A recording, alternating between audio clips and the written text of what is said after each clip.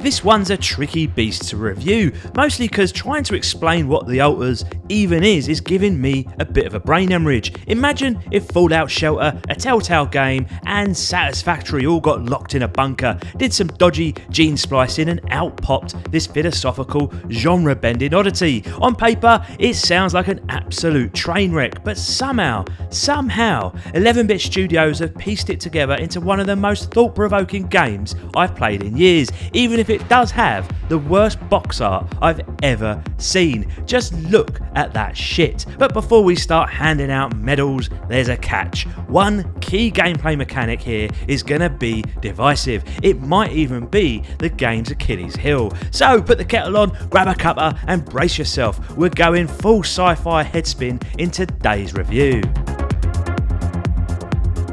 Now don't worry, I ain't spoiling any major plot points here, but I will lay out the basics, because The Alters is one of those games where the concept alone might have you staring out the window, questioning your own life choices. But don't panic though, this ain't turning into a Reggie therapy session. You play as Jan, a bit of a washed up geezer who signs up to a shady space mining corp that's hunting down some rare mineral. Things go sideways, don't they always, and you crash land on a strange planet. Boo-hoo. But hold your horses, because you stumble across one of your company's outposts. The good news, it's a mobile base. The bad news, there's no one around to run the bloody thing. Now here's where it goes full Sasha Grey levels of freaky. That rare mineral, it's found right here on this planet. And guess what? It's not just good for your mining bonus, it also lets you unlock parts of your own mind and create clones of yourself. But this ain't just copy paste jobs. Each clone represents a Jan who made different life choices. One version might have stuck it out at school and become a scientist, another might have taken up a completely different turn. And these branching what if timelines are laid out in a gorgeous comic style brainstem, letting you track all the pivotal decisions that shaped each version of you. So what do? You build a little team of yous, each with unique skills that you never had in your main timeline, and you send them out to work. This is where The Alters absolutely smashes it. The story's dripping with mystery, sci-fi spice, and that just one more twist energy. It doesn't just entertain, it challenges you. It had me seriously wondering what my own life would look like if I'd taken a few different turns myself. Maybe I'd be on OnlyFans right now, talking about Reggie Schlong. The concept here then is so slick, so layered, I genuinely thought it must have been ripped from a novel or some obscure Polish art film. But no, a quick Google confirms it. Totally original. So yeah, someone at Netflix better get on the phone to 11-bit studios, because this thing is a sci-fi humdinger just waiting for a screen adaptation. Now, as you'll no doubt be seeing from the footage, a lot of The Alters plays out through the characters you create, and this is where that Telltale DNA starts flexing its muscles. You get to sit down with your Alters, ask them why they turn left in life when you turn right, and start unpicking all the threads of what could have been. It's deep, it's meaningful, and sometimes it's a little bit awkward, like bumping into an ex who did way better than you. But watch your tone, sunshine. How you speak to your Alters actually affects their mental state. Be a bit too cold or commanding and they'll get demotivated, stroppy, or downright uncooperative. On the flip side, show empathy and they might perform better. That's what she said. Or get too attached. It's a proper psychological juggling act, because some Alters actually like the bluntness and find the compassion a bit of a weakness. And the best bit, you're literally arguing with yourself, because different versions of Jan will kick off with each other over how to run the base. Should you enforce extra shifts at higher productivity at the cost of morale, or do you keep everyone happy and risk falling behind? As the head honcho Jan, it's all on your plate. Now, fair warning, this is a cutscene heavy, text heavy experience. I'd say roughly, 30% of your playtime is spent in dialogue, making decisions and unravelling backstories. But here's the thing, it's never dull. The writing is strong, the interactions feel grounded, and it's also well put together that I never once found myself reaching for the skip button. Nonetheless, if you don't have time for that nonsense, you have been warned. Next up, we shift gears into the Fallout Shelter style gameplay. You've got this beautifully laid out base, sliced open like a sci-fi ant farm, and you tinker with every inch of it to squeeze the most out of your planet's resources. It's a balancing act between utility and comfort, comfort. You'll need to keep your alters happy with dorms and little social spaces to hang out, but also build essential stuff like kitchens, maintenance rooms, and science labs. You'll assign your little clones different jobs, like keeping the scientist Yan locked up in the lab where he belongs instead of wandering off like a nosy ferret. As you stockpile materials, you'll unlock the ability to craft all sorts of new bits and bobs to help prep for your great escape.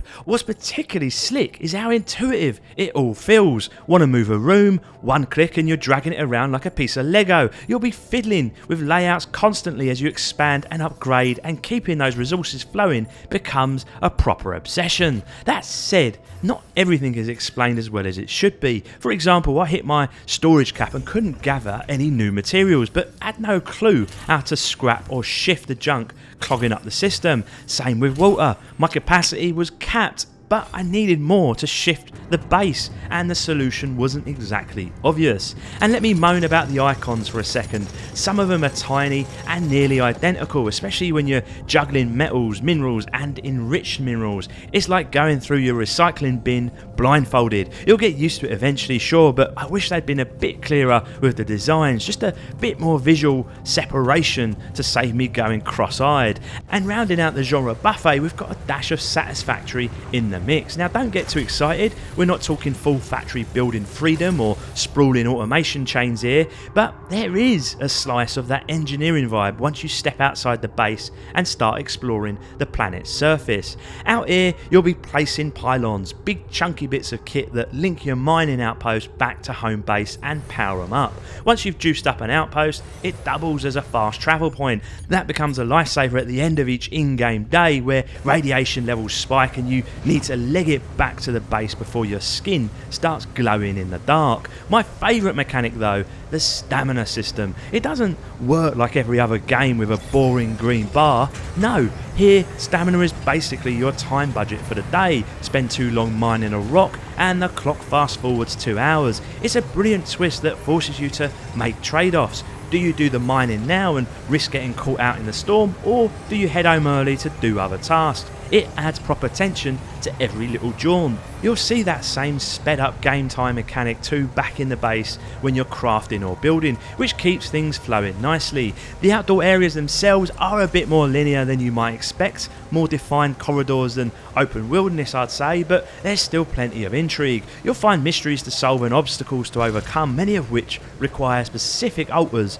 and their unique abilities to crack. It's a great change of pace from all the management and chinwagging inside, and I only wish there was more of it. These segments are interesting for sure, but they do feel a tad short overall. So, what about that Achilles heel I mentioned earlier, the one that might kill the game stone dead for some of you? Well, here it is.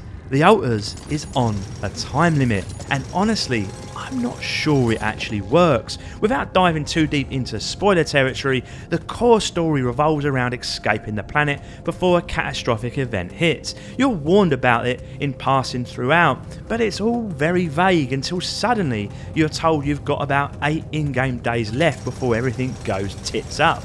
And when the end comes, that's it, you're toast. Either start a new game or reload a previous save and pray you can speed things up. Now look, I'm no stranger to permadeath. I love a good one wrong move and you're done for scenario. FTL, XCOM, they've got all those nail-biting decisions baked in, but the difference is those games are more action heavy and therefore snappier. A restart in those feels like a fresh tactical challenge. The Alters, on the other hand, is slow burn. It wants you to explore. It wants you to nurture your alternate Yans. It wants you to fiddle with your base layout and get every cog turning just right. And when a run collapses after 8 hours of careful decisions, deep convos and cutscenes, it's not thrilling, it's soul destroying. Sure, you can reload a save, but how far back that save is depends entirely on how obsessive you were about making the right base. In my first run,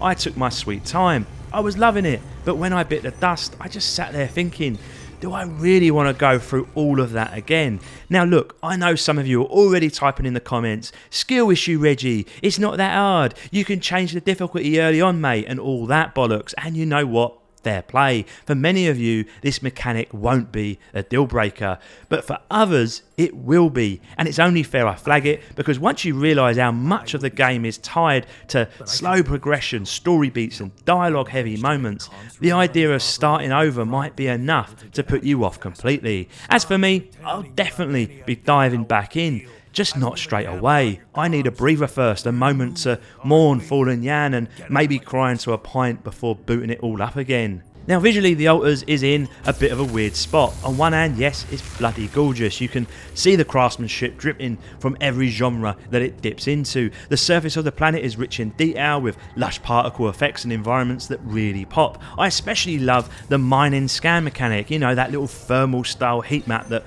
pulses through the ground when you're trying to sniff out resources. It looks proper sci-fi and stylish, and some of those minerals, they kick off all kinds of gases and lighting effects. It's like the Northern Lights got in a punch up with a chemistry set, but the performance, it's an absolute pig's ear. Now, I can only speak for myself, but as you can see from the footage, I'm playing on a hefty rig, and we're talking, yes, max settings, 4K, the lot. Frame counter says that I'm pushing 100 FPS, but it does not feel like that. Something is clearly off here. It's got that classic Unreal Engine jank, stuttery, uneven frame pacing, just generally not smooth. And I get it, maybe YouTube compression hides the worst of it to your eyes, but trust me, in the moment, it felt like the game was slowly dying, hour by hour, until it went into full seizure mode. I really do hope that they get this sorted in future patches, because this game deserves to sing. It's got the looks, but it needs the legs. That said, credit where it's due, the attention to detail here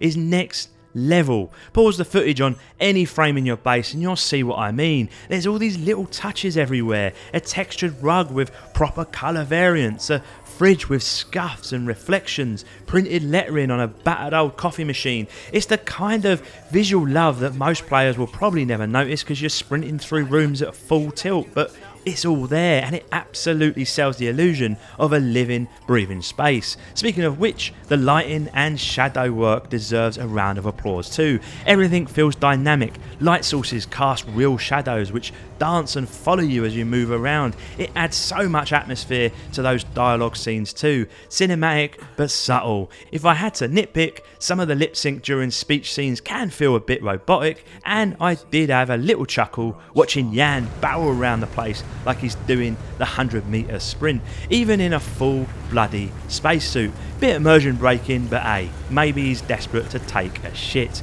For the most part, The Alters gets the sound design spot on too, and for a game so heavily rooted in storytelling, the voice work and script needs to be bang on the money to earn my full endorsement, and I'd say it gets a solid B grade. You see, most of the time dialogue does feel authentic, lines are delivered with intent and there's real weight behind the performances, but every now and again a strong cheddar cheese line slips through. You know the type, it feels a bit too scripted, like it was written to serve a story beat rather than sounding like something a real person would say. It doesn't break the game, mind you. If the writing had been a load of old wank, I'd have turned it off completely, but I didn't. I was locked in and genuinely enjoying watching these stories unfold around me. What's utterly undeniable though is the quality of the soundtrack. It's pure sci-fi space melancholy. Melancholy, you know what I'm fucking saying. Washed in synths, elongated string tones, and just the right amount of haunting undertone. It almost sounds like the end of the world is always one note away, and frankly, that's the vibe that you're after. A+ work here. Then you've got the sound effects, every icon, every menu interaction, every environmental cue has its own distinct audio sting. Step outside and it really shines. Rain lashes down, wind howls through the canyons, storms slam across the surface like a cosmic temper tantrum. It all builds that eerie tension, making the planet feel like it's actively trying to kill you. Immersion, they absolutely nailed it. The Alters then is a Frankenstein monster of a game that somehow's turned out to be a proper beauty. Its genre mash design works surprisingly well, blending exploration, base building and full-blown therapy sessions with a misfit crew of yourself. But more than just its mechanics, it's the spectacular sci-fi concept that steals the show, one that'll have you second-guessing your own choices while quietly poking you in the ribs about life, regrets and the paths not taken. It's not perfect mind, performance is rough around the edges, exploration can feel a bit too much on rails, and the base building, while slick, is occasionally fiddly, especially with some poorly explained icons and systems. And yes, while the sound design is fantastic, there are a few rough spots in the mix, but honestly, these are minor gripes, nothing worth writing home about. The real divisive element is that in-game time limit. Some folks will love the pressure, others might bounce off it entirely, and for a game so reliant on cutscenes and slow burn storytelling, I'm still not convinced it fully works in this context. But even with all that considered, it's a solid 8 from me. Why? Because games like The Alters deserve to be celebrated for taking risks, for blending genres in bold new ways, and for delivering a mature, explosive story that actually dares to say something meaningful. And at just $30, that is a steal. For some of you then, this could quietly become your game of the year. Until next time, my lovelies, love to you all, Reggie out.